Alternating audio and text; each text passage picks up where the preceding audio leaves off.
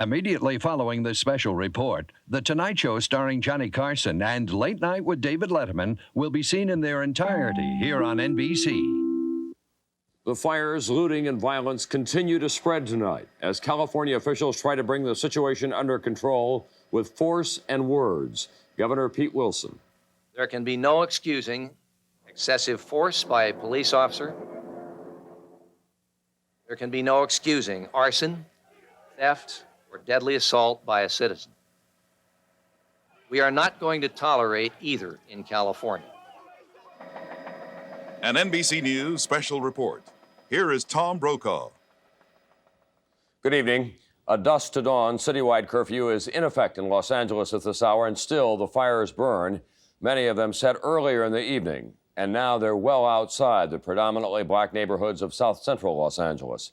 The Los Angeles basin is beginning to look like Kuwait after dark, with fires and looting breaking out as far north as Hollywood and moving west toward Beverly Hills. More than 1,200 fires, many still burning. Most of the fires appear to have been set by roving bands of arsonists and looters, black, Hispanic, and white. They were particularly busy just before the curfew took effect. Firemen can't get to all of the fires, but when they do, they are getting help from community residents and from business owners as well. It's impossible to add up the damage at this point, but plainly, it is running into the hundreds of millions of dollars, and the casualties have been mounting steadily as well. Now, at least 18 people are dead, more than 450 injured, at least 378 have been arrested. NBC's Roger O'Neill is on duty tonight with the latest. Roger, what about the curfew? Is it having any kind of an effect? Marginally effective, Tom. There is still, though, an awful lot of urban warfare going on in some sections of Los Angeles tonight. This situation is still very much out of their control, and the police have not been effective in returning the streets to normal. As bad as it is, though, some citizens are now saying enough is enough. Hundreds of people helped firefighters battle a blaze in a camera store as the violence spread out of South Central LA. The same scene was repeated after a roving band of looters in expensive BMW cars set fire to another store in a shopping center near Hollywood. Where are the thousands of Los Angeles police, the National Guardsmen, the Highway Patrol?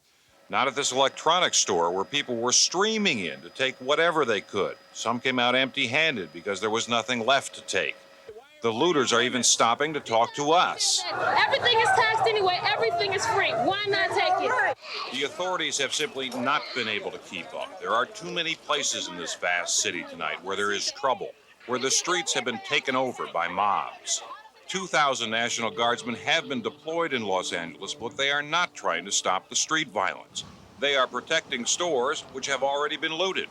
As more guardsmen arrive, officials say their main job will be to provide protection for police officers who will try to disperse the crowds or make arrests. There was some tough talk from California Governor Pete Wilson tonight. We are not going to suffer violence or lawlessness or anarchy. We will insist upon the rule of law. But as of an hour ago, Tom, we are told that of the more than 1,200 fires, there has not been a single arrest and of a person charged with arson. Roger, we do know that National Guardsmen have been deployed. Are they being moved into areas that have not yet been hit to protect them? No, I think they're still responding to the trouble spots, to the hot spots of this city. There are so many of them that there are not enough police, there's not enough National Guardsmen, there's not enough of anybody in authority to spread out and keep the violence from spreading, which it has been doing tonight. Thank you very much, Roger O'Neill. Local Los Angeles television stations have been on the air continuously. Reporters are racing from one end of the city to another, and one of them for KNBC is David Garcia, who tonight is in the middle of Hollywood on Hollywood Boulevard, where a fire has just been extinguished. David, that's normally a very busy area and familiar to a tourist from across America. What's the situation there at this hour? On any given night, this is absolutely a carnival of activity. All kinds of people up and down, shops, restaurants, people having a good time on Hollywood Boulevard. Tonight, Hollywood Boulevard is deserted. Two major fires broke out here, one directly in front of us that is right now a burning hulk. The police very, very much in control on Hollywood Boulevard, Tom. The riot police out with their helmets, armed with shotguns and nightsticks. And if any further looting continues here, that will be put an end to immediately. There has been sporadic looting throughout Los Angeles all day, and in some pockets, there has been looting big time. What you're looking at right now, what is left of a Hulk, a store that was burning furiously. You can see just a little flame in the back. What is left of this building tonight. Tom? David, the people who hit that store, they were obviously arsonists. What did they do, get away on the Hollywood Boulevard or something? Yes, it's called a Hollywood shop meet, and it's full of electronics, all kinds of different products. It was burning furiously into the night. They ran in, got what they wanted, torched the place, and stole into the night. And that has been going on throughout the Hollywood area along famed Sunset Boulevard. They work in teams. You'll have 2 or 3 guys coming along by themselves. What they do is kick in the glass and run. The next squad comes in, they go in, bring stuff out. The next squad comes in, tries everything on, sees what they want, and off they go. And David, you were talking to a lot of business owners in South Central Los Angeles today as well. They were feeling the loss particularly keenly, weren't they? Indeed, and they're really furious tonight because so many of them said to me that they came into the South Central area, they are a part of the community, they want to be part of the community, they hire people from the community, and yet they are being torched out of business tonight, and they don't understand why. This, they say, is not anger. This is a feeding frenzy of sharks bent on trying to take advantage of a very, very bad situation. David Garcia of KNBC News, thank you very much. As nightfall came, the violence was felt as well 60 miles to the east in San Bernardino.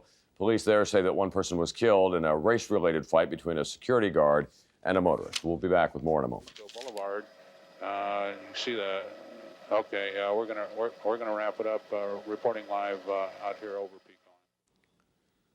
The curfew in Los Angeles has been in effect for a little more than an hour now, and so it is still too early to tell whether it will be effective in cooling off the situation overnight. The curfew covers the city limits of Los Angeles. That's a good part of the LA sprawl, of course, and residents living just outside the city limits and other communities are keeping their heads down as well. NBC's Diana Karicki is keeping track of the curfew for us at this hour. Diana, there are many fewer cars on the streets tonight, but what are you hearing about pedestrian traffic? Well, we understand there are still some pedestrians in the area, and as a matter of fact, where we are now, there is a small crowd of perhaps about 30 people. Most residents of Los Angeles have cleared the streets within the first hour of darkness, though, Tom. Los Angeles freeways were clogged with commuters trying to make it home before dark. Even by the standards of this city, the gridlock was formidable. Buses stopped running this morning. Rapid Transit has suspended all service until further notice. Businesses began to shut down in the morning. Many more closed as looting intensified. Keep your kids inside, stay inside, and pray, because this city is in an uproar and more lives are going to be lost. Flights in and out of Los Angeles International Airport are delayed up to 5 hours. Planes rerouted away from South Central LA because authorities fear rioters might fire on the aircraft overhead. Burbank Airport is operating on a 24-hour basis, picking up some traffic from the overwhelmed LAX. Along with supermarkets and shopping malls, many large businesses canceled overnight shifts and may stay shut tomorrow. Major events across the city were canceled.